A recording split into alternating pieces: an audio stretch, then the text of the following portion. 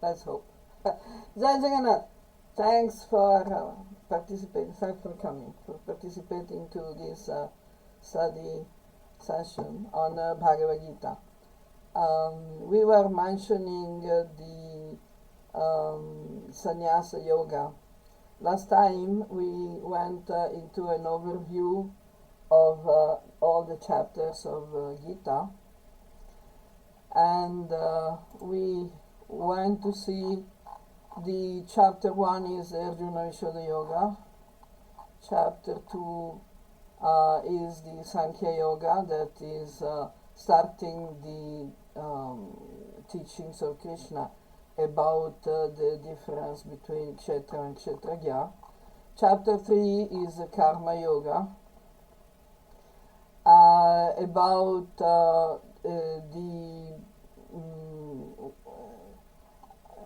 beginning of spiritual life and beginning of yoga, the meaning of the word yagya, which is a sacred action. Then we went in chapter 4 is the jnana yoga, and starting to explain about how to become free from karma through knowledge, through the proper understanding. Then we come to the chapter 5, that is sannyasa yoga, the yoga of renunciation. There are some misconceptions about renunciation in general. People think that sannyasa is a social position. I know lots of people wanted to take sannyasa. They got better living facilities. They got profit. People give them money. They give service. So the sannyasi is going around traveling, first class on airplanes and getting the best rooms in the ashram and the best food and everything, which is pretty much the opposite of what it should be. And also another problem is that sometimes all these misconceptions about sannyasa even get to a more sinister level, because it involves politics and power games and the like. So it's a bad situation. In fact, if we go and read the Sannyasa Upanishad, we see that in the original Vedic system, sannyasis were not important people in society. They were not part of society at all. Sannyasa was simply meant to prepare for death. So sannyasi would shave and abandon all comfortable things, abandon house, family, relatives, friends, professional connections and social connections, and travel constantly without having any fixed residence. This is hardly possible today because of the government restrictions. Then another thing that sannyasis could not teach. In fact, sannyasis could not perform any professional activity, could not have any money, keep a bank account or a vehicle or a house or whatever. Now, the things changed with Adi Shankara, because in those times all the Brahminical activities, the duties of the Brahmanas, had become problematic, because Brahmanas, traditional Brahmanas, were not qualified or would not take up those duties, so or they were performing those activities in a bad way. So in the end, Adi Shankar decided to replace the missing link of the transmission of knowledge by replacing the Brahmanas, by supporting, by adding to the position of Brahmanas also the position of sannyas in a mat, as a head of a mat, or a mahanta. In a mat was a sort of big family, big school, or ashram, in which the sannyasi was taking the position of the head of the group, and the brahmacharis were like brahmacharis in the old system, but instead of learning from the brahmana grihasta, they were learning from the prominent sannyasi.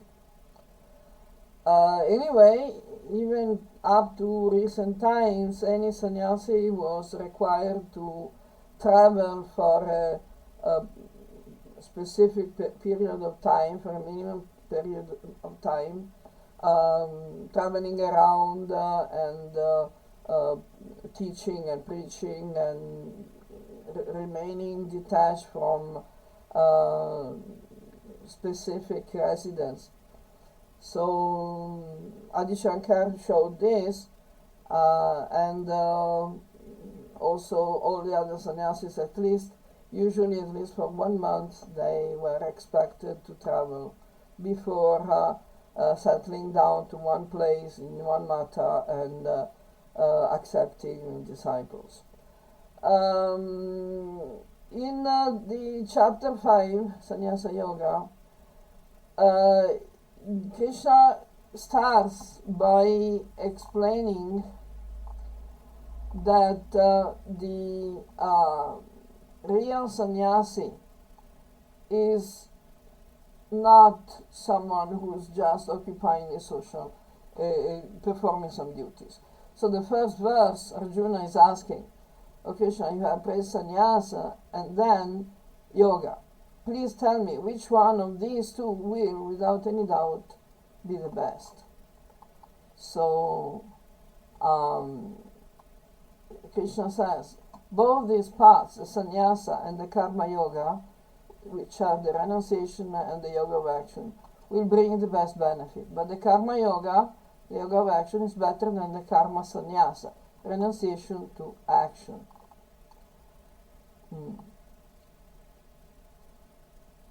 So this is the point. The real sannyasi is not someone who does not perform the activities, the duties of a grihasta or brahmana, or in any case, the person who okay, 1 minute. Yeah, okay, you can hear. So the person who is actually in knowledge can continue, actually should continue to perform all the duties of, even in the family, in the professional occupation, in the social social group, but without attachment to the benefits that he can derive from those activities. So the verse that I was looking for is Sa sannyasi sa yogis cha, yogi cha, is both the real sannyasi, the real here, chapter 6, verse 1 is the next chapter.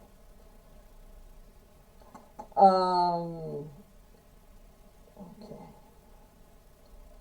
It says, Anashrita karma palam, karyam karma karotiya, sa sannyasi cha yogi cha, naniragnir nachakriya. Someone who's not attached to the benefits of one's action, but continues to perform the normal duty, the karma, karyam, that the duties that have to be performed. That is the real sannyasi and the real yogi. Someone who is not lighting the fire is someone who has become detached from the regular duties. Now, in the Vedic system, lighting the fire to cook one's food is connected to the completion of the homa, of the fire sacrifice. So the dvija, the twice born, the three higher varnas, and especially the brahmanas, cannot just light the fire and cook the food without consecrating the fire. Today we have the gas chula, and we are not doing the homa with the gas chula.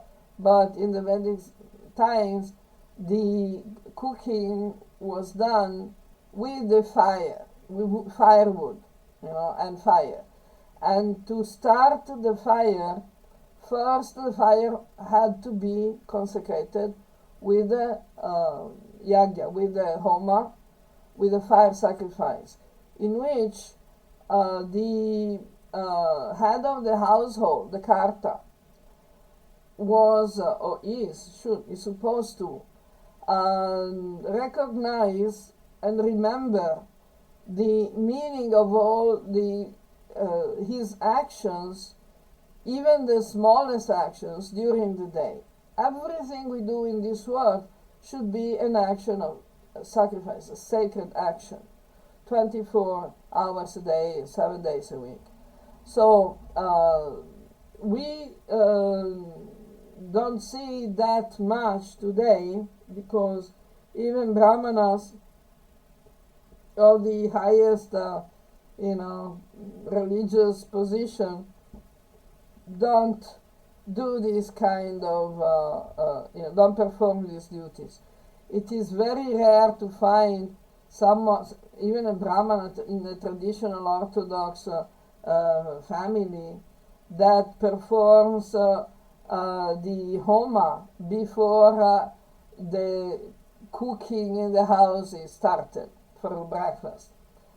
In fact, it's not even easy to find people who actually do the Sandhya Vandana before starting the day, which is lamentable, because it shows that there are no brahmanas in today's society. The majority of people in traditional Orthodox Brahmin families want to get a government job so they can, get up late, and maybe they do very little puja in the house, just offer some incense and some water to the deities. and it's already good if they actually offer some food from the breakfast. Before eating, they offer the food to the deities, but it is not even happening like that. So the lighting the fire in the first verse of chapter 6 is actually reminding us of a very different perspective, way of life. When we say that Hinduism is a way of life, sometimes we have to ask ourselves, what is that way of life? So, anyway. We continue with the Gita. We were looking at the chapter 5. I have here the appendix to Bhagavad Gita that I prepared in Italian language for my Italian students. I'm planning to translate it also in English. So the purpose of the sannyas is not to dodge responsibilities, but to become free from selfishness and egotism. So it's always better to continue to perform one's duty without selfishness. So in the verses 4 and 5, Krishna is saying that the various forms of yajna are in fact one only. And in verses from 6 to 15, he explains that both the aspects of engagement and attachment are required to attain perfection. In verses 16 and 17, Krishna explains that sacred action, knowledge, and the contemplation, and God Himself, God as a transcendental reality, are the same thing, which is the very nature of the Atman. I would like to know if you are following. Yes. Thank you. Because I sometimes if I don't have get feedback, I tend to go off the track. Yeah, yeah. I feel a little, confused. So, any question until now? Was I able to explain things properly or not? Yes, yes. Oh, okay. Good. I wasn't sure about that because, I was following a thread of application of the teachings of Bhagavad Gita to the present time, to our present society. And I need some feedback, definitely. Because I don't want to accuse anyone or give the impression that I don't have consideration for good people, who actually would like to do more sadhana, than would like to do all the karya, the karya karma, but they are pressurized by so many things, and mostly by their jobs, because unfortunately, even in India today, anyone who has a job is required to think about the job first and foremost. No job, to my knowledge, no jobs, no professional occupations allow for the proper activities that are required from a twice born. Like, for example, the Sandhya Vandana is supposed to be at least 2 times or 3 times a day. Sandhya Vandana is the very simple ritual that can be very simple, very basic, or more elaborate, but at least one should stop at each junction of the day, means sunrise, noon, and sunset, and have the time and situation to actually concentrate on the purpose of the work, which is contributing to the benefit, to the support and maintenance and well-being and happiness of the entire universe. So the main point of the Sandhya Vandanam is the Gayatri mantra.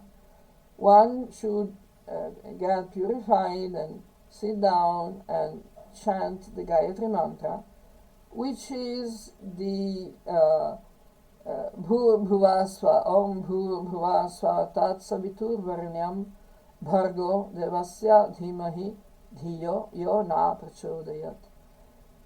It's a meditation on Surya, on the sun, because just like the sun is supporting the entire solar system with the energy that the sun is giving to all the planets, all the people, especially all the beings that live on Earth. We should, with our work, be inspired to follow the example of the sun, that means we have to invest our energy in the work, in the action, for the benefit of all the planet, of all the universal community. And just like the sun, the radiance of the sun is the image of the radiance of the Supreme, of the Brahman, so our individual radiance, like Jivatman, like Atman, should also be inspired to shine with the proper consciousness, awareness.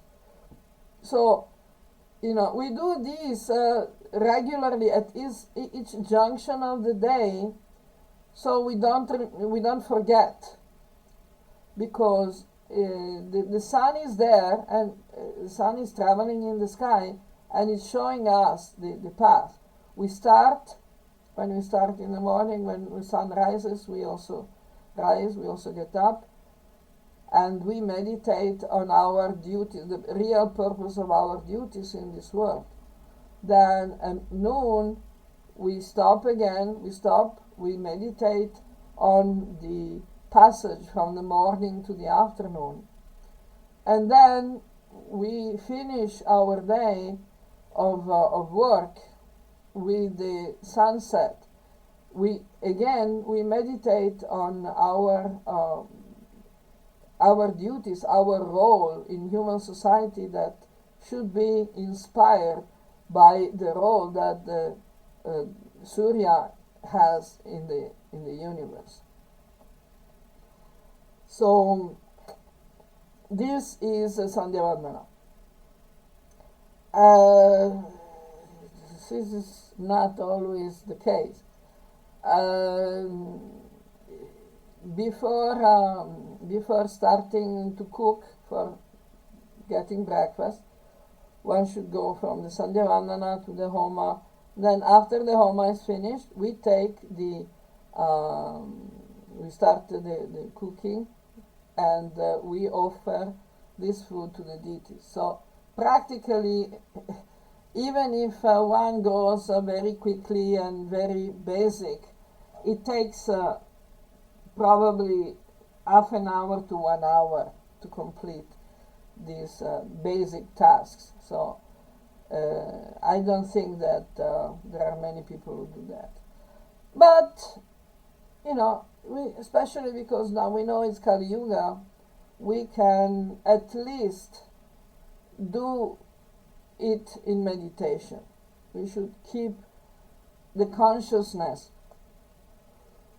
of all the activities we perform as a form of service, of the form of yajna.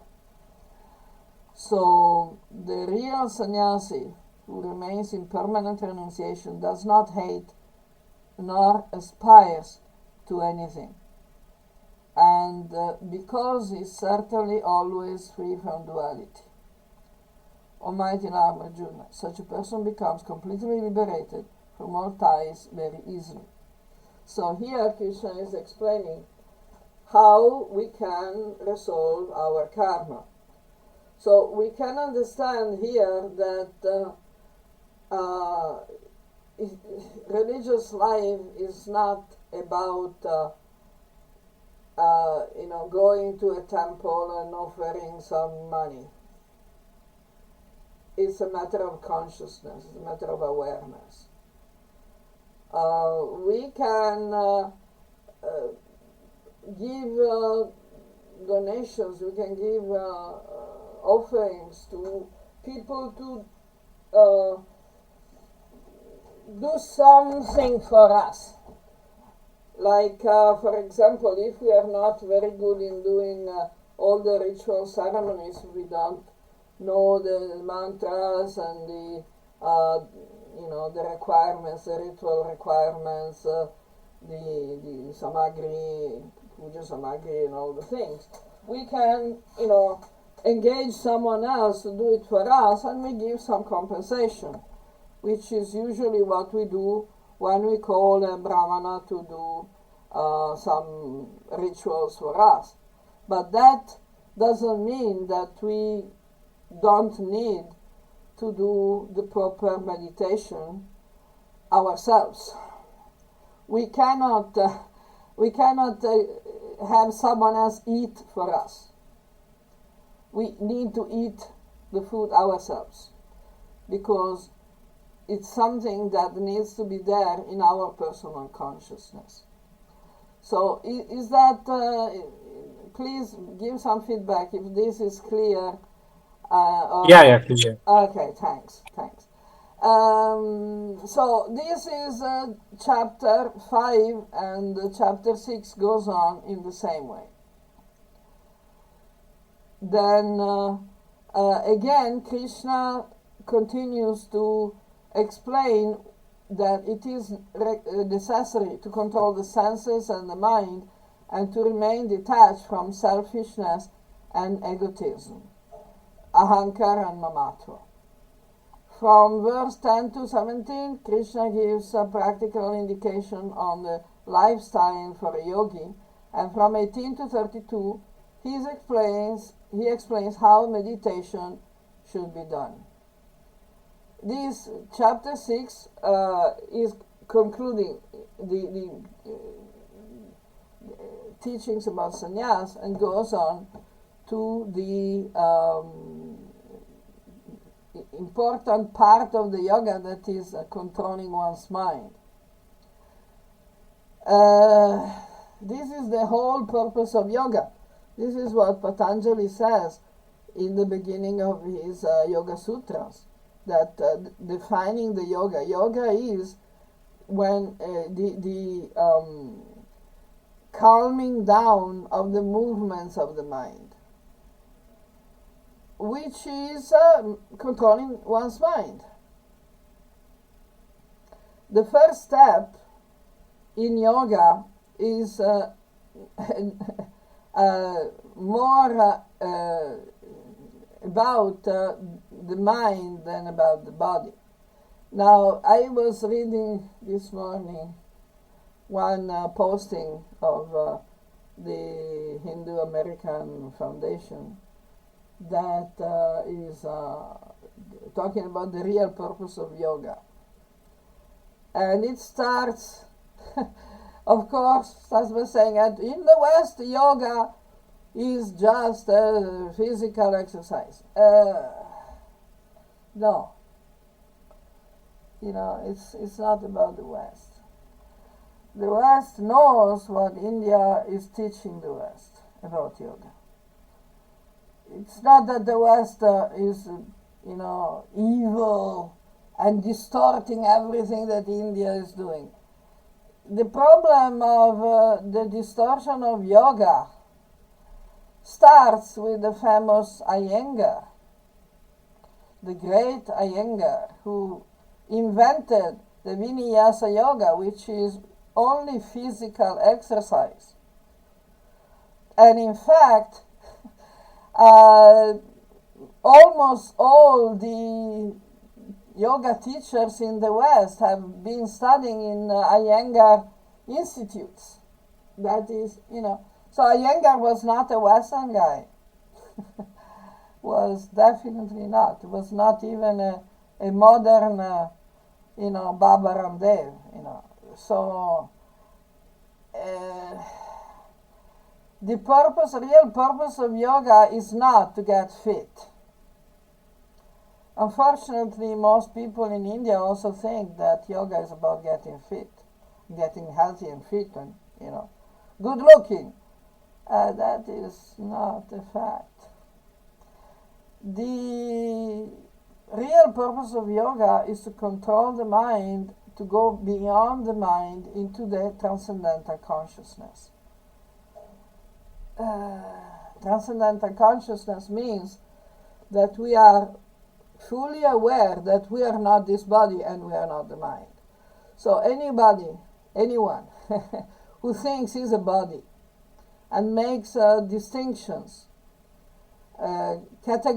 sees people, including oneself, as bodies, like men, women, white, brown, black, yellow, Indian, Italian, American, whatever, Chinese, or they're totally in the opposite direction of yoga. So they cannot understand what yoga is about, what to speak of teaching it.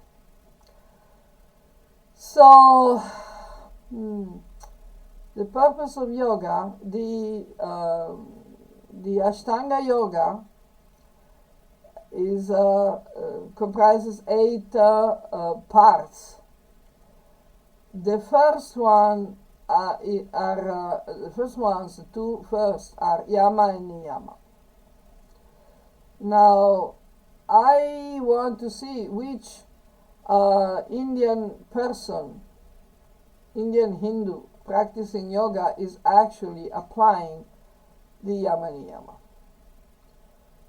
They're just skipping into asana because they want to show, how well they can show their stomach moving, or how well they can bend their bodies. This is nothing to do with yoga. Asana is actually just learning how to control the body so that one can remain sitting. Asana means sitting. So all these different types of yoga that have been invented, they're actually not different types of yoga. They are commercial business ventures that are taking some technique, some part, some idea out of yoga, the original actual yoga, and they make it into some kind of a registered trademark, TM, trademark, registered. So that's another problem.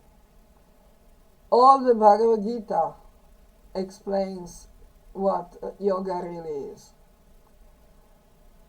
And who knows Bhagavad Gita really, who can actually read and understand and apply Bhagavad Gita among all those people who teach yoga, what to speak of those who practice yoga. People who teach yoga, that's, go and see it, and then you'll understand what is the position today. And from chapter 6, from 10 to 17, Krishna gives a practical indication of the lifestyle of the yogi. This means yama niyama. And then we get into the actual important point of yoga, which is meditation, controlling the mind. Arjuna clearly says it's very difficult to control the mind. So lots of people who are, making a show meditation, they think that meditation means just relaxing. So they visualize nice things. They keep some music in the background. But that is not meditation. That is just relaxation. You can do that without calling it yoga. Just like you can do some, physical exercise, gymnastics, to improve circulation and ease the muscles of the back and everything, and not without the need of calling it yoga.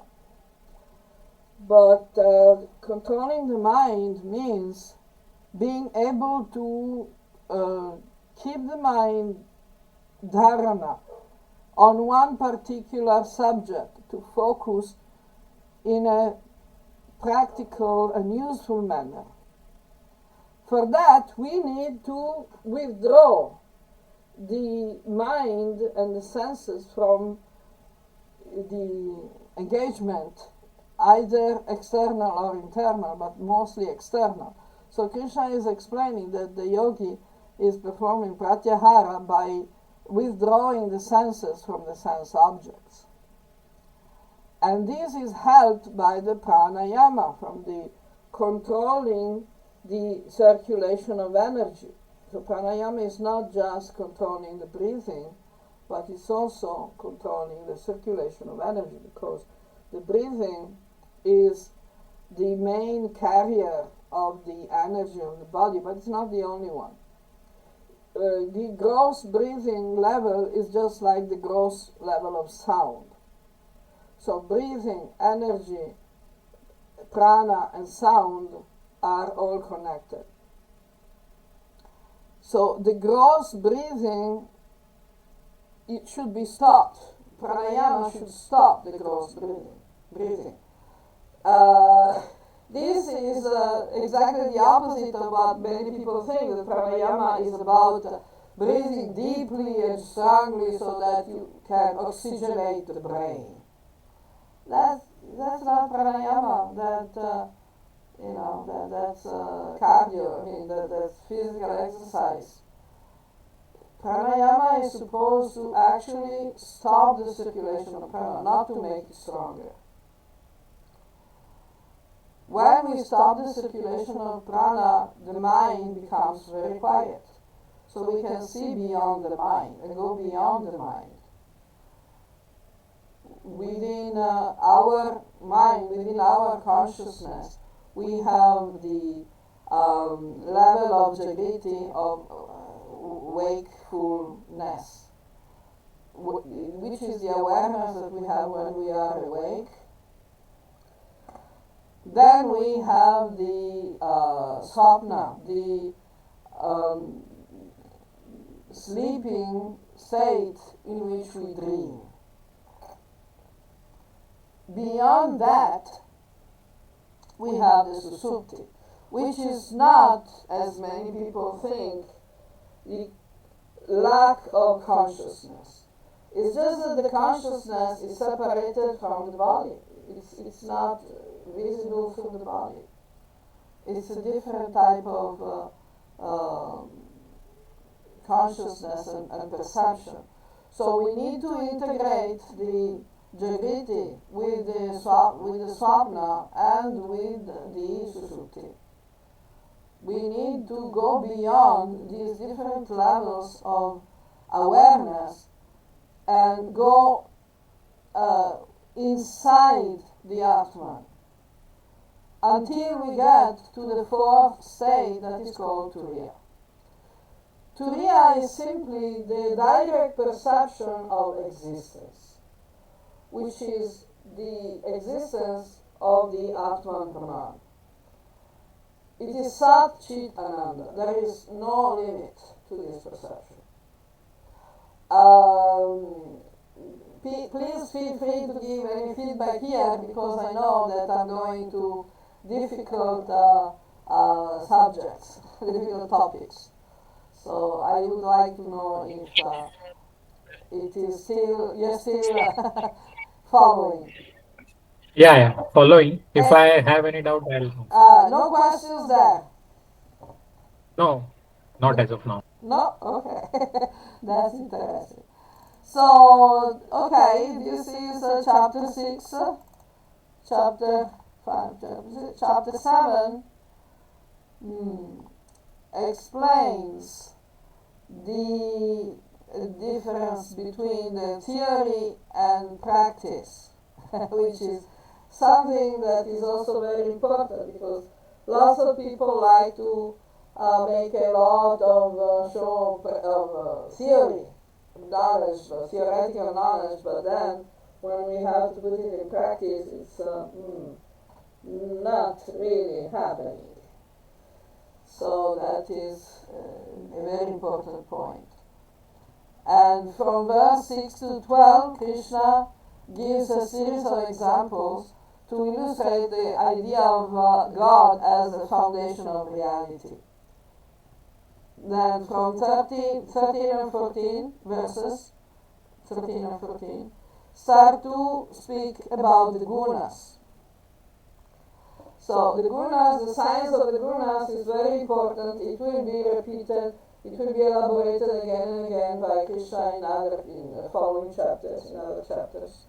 So the gunas, we know there are three gunas, three basic material gunas, sattva, rajas, and tamas. Verses 15 to 18 explain the four types of people who are interested in God, and the four types of people who are not interested in searching for God, in whatever has to do with God. So that is Chaturvida Bhajante Mam, that is a famous verse. Four types of people actually try to approach God. You know which ones are they?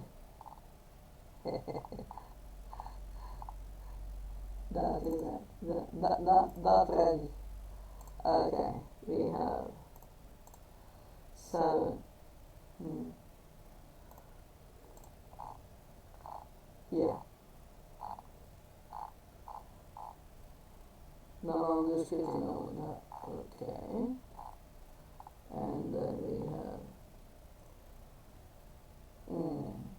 under the conditions of existence created by the three gunas, this world does not understand me, as I am inexhaustible and transcendental. Daiviye gunamai mama maya durateya, mameva ye prapadyante mayam etam tarantite. This is also another very famous verse, that gunamai, the Mahamaya, is a divine energy, Daivi, gunamai. The three gunas cannot be overcome because, again, later on Krishna will say that all material bodies, including the bodies of the devas, they are material, not at the same gross level as our bodies. They are much more evolved and much more powerful, but still they are material bodies because they take birth and die. So even the bodies of the devas are subject to the gunas, because all the material nature is composed of gunas. So the gunas are the subtle elements of material creation. Everything in this world is subject to the gunas. But we can cross over the illusion in the sense that we can understand that we are not the body. We are not the body or the mind. So we are not subject to the gunas. We can navigate, we can use, apply, engage the gunas, like Krishna says, guna guneshu vartante. One should engage the gunas in the gunas. One should engage the material energy into the material energy. So we know how to direct the elements of our material body and material mind through the action, through the influence of Satyam. We have to recognize where we are in Rajas or Tamas, and we have to elevate ourselves from tamas to rajas until we get sattva. Many people don't have this understanding, so they cannot actually obtain the proper results from interactions in the material world. So, for example, I see lots of people who claim they are establishing a Hindu dharmic society, Vedic society, and they are obviously manifesting some tamasic characteristics, and the tamas is the whining, the complaining, the blaming others, and blaming the circumstances, and blaming this and blaming that, and without actually doing what is required to elevate oneself and to perform the proper action.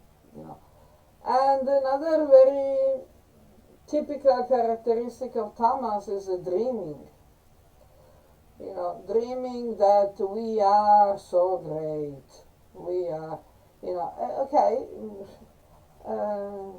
we don't have to dream and give a lot of propaganda. We have to actually do the things.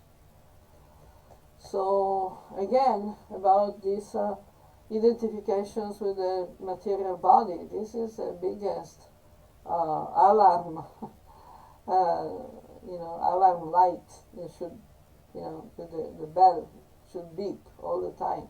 When we see that people want to be a great religious, a great spiritual people, but they are still very strongly identified with the material body and the birth prejudice, we have a problem there. So, it's very difficult to overcome the gunas. Let's start by overcoming tamas through the proper action, and then get situated in sattva. And even sattva has to be overcome, because we should not identify with sattva either, because sattva is still a material guna. So we should attain the level of Shuddha Sattva, which is the pure sattva, pure goodness, that is transcendental to any material identification or attachment. So we go on, the explaining is going on. These are the four people who can never approach God, because they are not interested.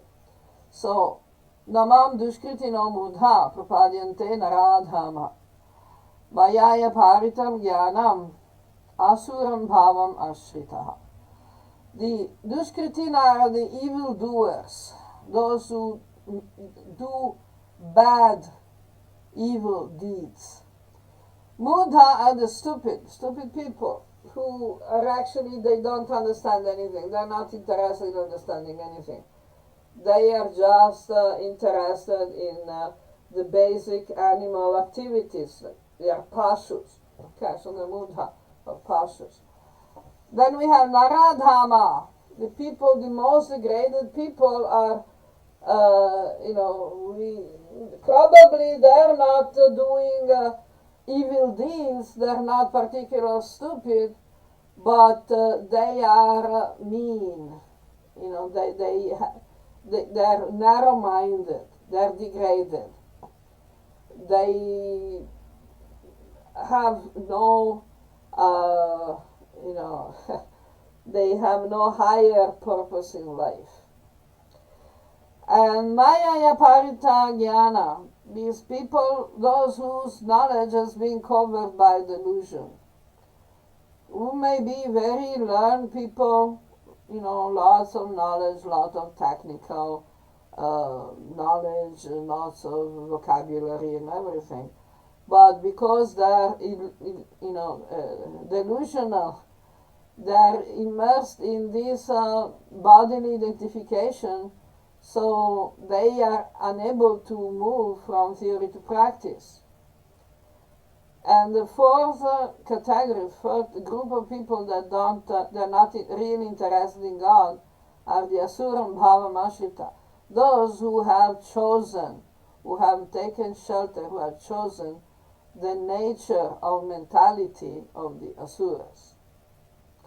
We are going to see later on in the text, there is one entire chapter dedicated to the difference between the Daiva and Asura Sampada.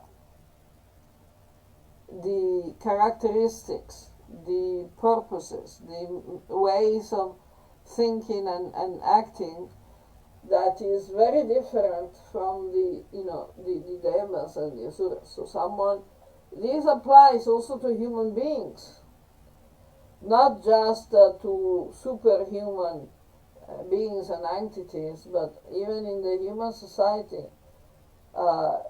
The characteristics of the Devas and the characteristics of Asuras are found also in human society, in human beings even. So it is said that in Satya Yuga, Devas and Asuras were on different planets. In Treta Yuga, Devas and Asuras were in different kingdoms, different continents, different nations. In the Dwapara Yuga, Devas and Asuras were in the same family, but in different people. So some people had divine qualities and some people had Asuric qualities. In Kali Yuga, it is said that Devas and Asuras are in the same person.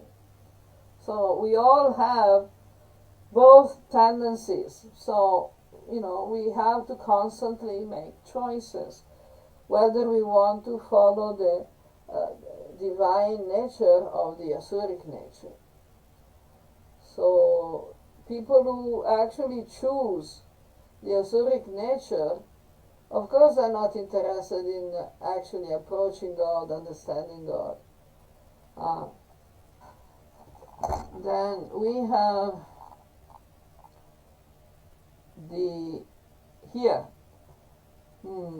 Chaturvidha bhajante mam jana sukritina arjuna artha jigyasur artarthi jnani cha bharatarshava. 4 types of good people. Sukritina. Sukritina means those who do good things, who act in a good way, behave properly.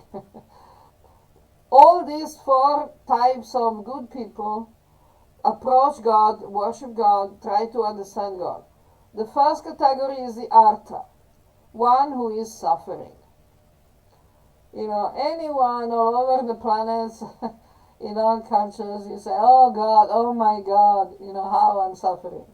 Yeah, okay, so this is the artha. Someone who's suffering is usually trying to find relief from the suffering by appealing to a higher power. Jigyasa, artha jigyasa. One who is looking for knowledge, one who is inquisitive, jigyasu, one who wants to know, wants to understand how, what we are, what is God, what is the universe, what is the purpose of life. Artharthi means someone who desires some favor or benefit, which could be wealth or prosperity or whatever good things. So people pray so that they can get some blessing, some benefit. And category number 4 is the Jnani, one who has knowledge, who has already the knowledge and is actually engaging this knowledge into further understanding and serving God.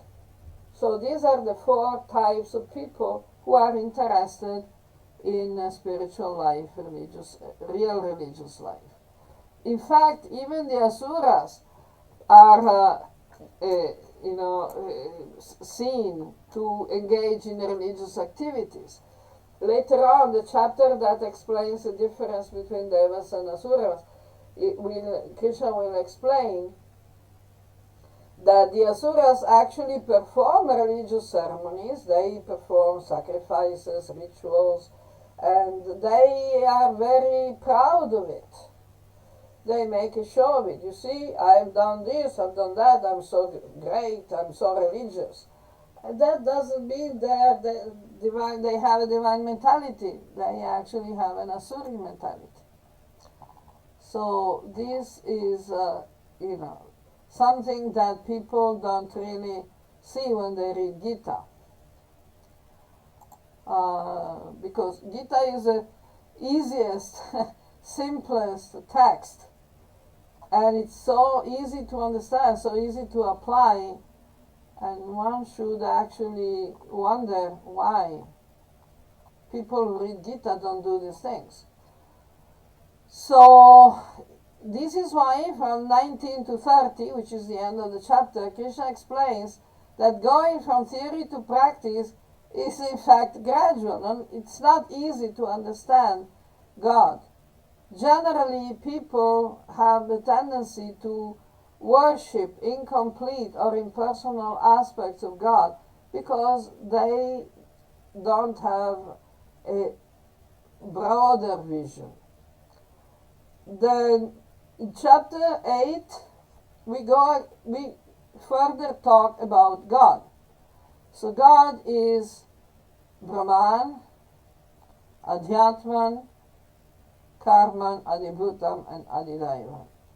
So these are all aspects of God, and these are all the subjects explained in Bhagavad Gita.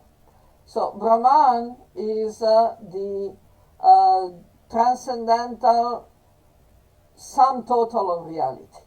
The Adhyatman is the category of the jivas, the atmas, the beings, the bhuta. The karma is also, as actions, as dutiful action, is a manifestation of dharma. Because, as we have seen in chapter 3, Krishna says that all yagyas come from karma, from action, from the engagement in dutiful action. So, dharma and karma are sometimes overlapped. So, one swakarma is also one's swadharma. This is a very important point because lots of people think, again, that one can become spiritually realized by completely becoming non-active in the world. So they go into the top of the mountains, inside the cave, and they don't do anything else. But meditation is a preliminary step. This type of meditation in which we actually learn to contemplate the Atman and the Brahman is only the preliminary step, because after that training, after coming to that realization, we need to go back and work in the material world, because we need to do our part to support the universe. As long as we have a body and a mind, we need to make it work, and we need to pay for the maintenance of the body and mind, and by doing our part to contribute to the support of the cosmic community, universal community. Then, of course, the Adibhutam is a material world, and we have seen, and we will see later on in the 10th and 11th chapter, that the Vishwarupa is also God, is a form of Vishnu. And what to speak of the Adhidaivam? The Adhidaivam is a part of the Vishvarupa, more directly manifested part of the Vishvarupa. The Devas are the ontological personifications of the principles of material nature, of the universe, the consciousness of the universe. So Adibhutam and Adidaivam are actually also part of God, directly part of God. So Krishna answers all these questions in the verses 3, 4 and 5, 10. And in verses from 11 to 16, Krishna gives practical details on how the yogi should prepare himself to leave the body at the time of death, so that he doesn't have to take birth again in this world. So from the 17 to 22, Krishna explains how the Jivatma enters the cosmic manifestation in the universe at the time of the creation, in the cycle of creation and annihilation, and how the yogi can attain the liberation from this gross level, and especially which are the favorable or unfavorable moments when someone wants to attain higher levels of life. These are the 6 months of the Devayana, that all the portals between dimensions are open towards the planets of the dimensions of the Devas, while the Pitri, the 6 months when the sun is going down, are the period in which the portals are aligned to enter the dimensions of the Pitris, the Yamaloka, which is connected to the moon. So in the 6 months when the sun is becoming stronger, so from the winter solstice to the summer solstice is the Devayana, the way of the Devas, the way of the sun. The Surya is stronger. From the summer solstice to the winter solstice is the 6 months of the Pitriyana, the way of the Pitris, the way of the moon. The sun and the moon are constant presence in our life, in the human life, since time immemorial. The sun represents the light, and the moon represents the night, the darkness. We find this in all cultures. In the Chinese culture, we have the yang and the yin. It's not that the moon is bad, not that the night is bad, it's not that the Pitriyana is bad. It's a different type of consciousness. It's a different type of life, way of life. Everything is still clear until now. Okay, Yes, but thanks. this Yes. movement of the sun and all, uh, like going into this Uttarayan, Pitrayan. So this, from intellectual perspective, if we think it doesn't make sense. Like whatever be the movement of sun, how it should affect and all these things. Very good. Yeah. Thank you. Thank you. this is this is exactly what I'm expecting from these meetings. If someone is coming up with some feedback. Yes, this is a very good question. Thank you very much. In fact, Krishna says that for someone who is a real, realized yogi, there is no difference. Because as long as we keep our awareness, our consciousness on the transcendental level, any time is good because there is no difference of time and space. But it is a fact that the position, the material universe, the planets, and more than the physical planets, the dimensions are actually affecting the material conditions for life. I hope it's clear. You see, the interesting point is that when we speak about loka, like Surya Loka, Brahma Loka, Svarga Loka, Pitri Loka, Bhu Loka, whatever, we are not speaking of the planet, the celestial body. We are speaking about the dimension. Loka means people. We find, for example, I was very impressed when I found that in Bengali, when you want to describe good people, you call them Bhadralok. Loka is not a planet, it's a people, it's a type of people. So this is a dimension, and a dimension means a type of consciousness. This, of course, goes against all the mechanistic perception of the universe that is taught in schools. But there are different dimensions. This has been very clear to human beings since very ancient times.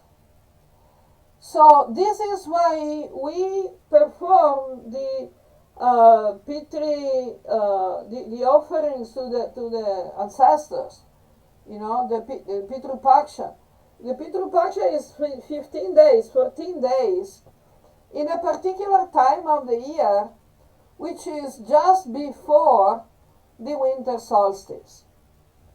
Because in these 15 days, the portals to the dimensions of the ghosts, to the subtle dimensions, the Bhuta, Preta, and Pitriloka. The Pitriloka is also called Yamaloka, the place of Yamaraj. It's not a bad place, okay? It's a good place. But it's a different dimension. You cannot find it. If you go with a spaceship around the solar system, you're not going to find the Pitriloka. Because the Pitriloka is not a physical place. It's in a different dimension. So this is also, lots of people today in the West, especially I've seen in Italy, lots of people are interested in this hollow earth theory. Because there are some people who have been traveling, they went underground, and then they found themselves in a different world. So they think that inside the planet Earth there is another world. This is not the fact. We see this idea also in the Vedic Shastras, and especially in the Ramayana, Mahabharata, but especially in the Ramayana, when Hanuman and his group of Vanars are going around, they enter a cave and they find themselves in a different world. But this is not because that different world is inside the planet Earth. It's because we go inside these caves or tunnels, and if we go in the proper time, at the proper time, in the proper way, we can go through portals to different dimensions. So again, we come to the point of gods or aliens. No, the problem is that the Abrahamic mentality has given, mainstream education, mainstream academic versions, the idea that God is anyone who has a greater power than human beings. But this is not a fact. People from some different dimensions, like not only devas, but also yakshas, nagas, and even rakshasas, bhutas, pretas, pishachas, dakinis, all these type of people. They are more powerful than human beings, but they're not gods. I don't know if I'm making sense here. If you can get the point. Yeah, I got it. So that's why we have Pitri Paksha, we have Diwali, and in the West they had Halloween, Samhain. It's the same. At the end of the Pitri Paksha, the Vedic tradition, the Hindu tradition is lighting all the lamps and putting the lamps into some time. In Orissa especially, they put lamps inside the pumpkins. And it's the same like Halloween. These are all remnants of ancient knowledge that people have forgotten. So, of course, we go on. If we are totally transcendental, if we are on a completely transcendental level, we are not concerned by all these different seasons of the universe. Because whether it's winter or summer, we do our devotional service.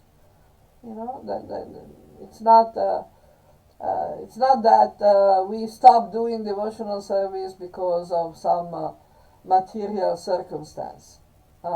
It is ahaituki apratihata. This devotional service, yoga, contemplation, transcendence, bhajan, is naturally uninterrupted.